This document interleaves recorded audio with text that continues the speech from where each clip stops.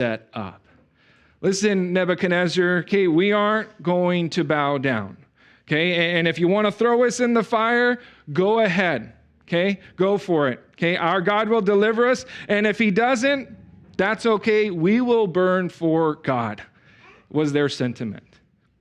Even in their obedience to God, they still submitted themselves to the governing authorities and the punishment levied against them. And so here's our first important reminder for us. I said there'd be 8. Here's the first one. We are to remember to be subject to governing authorities as unto the Lord. Okay? Whenever possible, we should be obedient to the governing authorities that God has placed around us. We should be model citizens within our communities. But if the governing authorities ever command us to do something that is contrary to God and his word, that is when our obedience to God will overrule any obedience required to governing authorities. Back to our text. In verse 2, Paul tells Titus that he must remind the church in Crete of a few more things that pertain to all people, not just the governing authorities over us. He writes how we are to speak evil of no one. The word here is the Greek word used for blasphemy. Okay, we're not to blaspheme anyone. The idea is that we're not to speak slanderously about others. Okay, we are not to purposely hurt the reputation of others with our words or with any sort of unsubstantiated claims.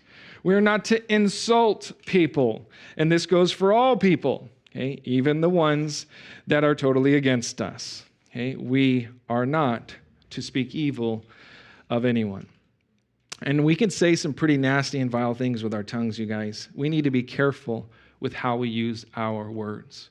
James warns us that our tongues are a fire, a world of iniquity.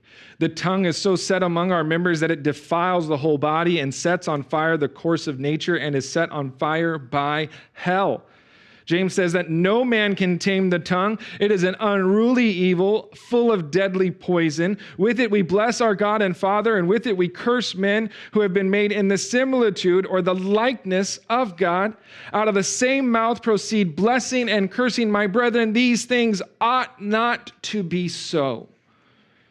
And so we are not to speak evil of anyone. But that's not all. We also are to be peaceable. The idea being portrayed here is that we are not to be quarrelsome.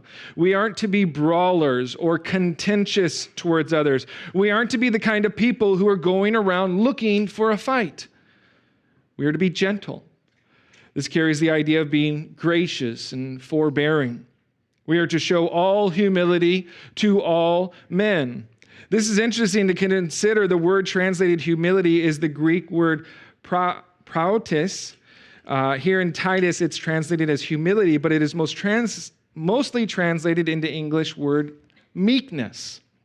Okay? In fact, that's how the King James Version translates this word in Titus chapter 3, verse 2, that we are to be showing all meekness unto all men. The idea of being meek is something that a lot of people don't understand. Okay? Being meek or showing meekness does not mean that you are weak or that you are a pushover and that you never stand your ground. Okay? Meekness is not weakness, all right? Meekness is better understood as strength under control. Okay, strength under control. A wild Mustang that's been tamed by a handler could be a description of meekness. There's a whole lot of power there, but it is under control. This word intrigues me because it is a word that Jesus used to describe himself. In the book of Matthew, we read of one of the only places in the entirety of Scripture where Jesus self-ascribes a character trait of himself. Okay, he makes other declarative statements about himself, being the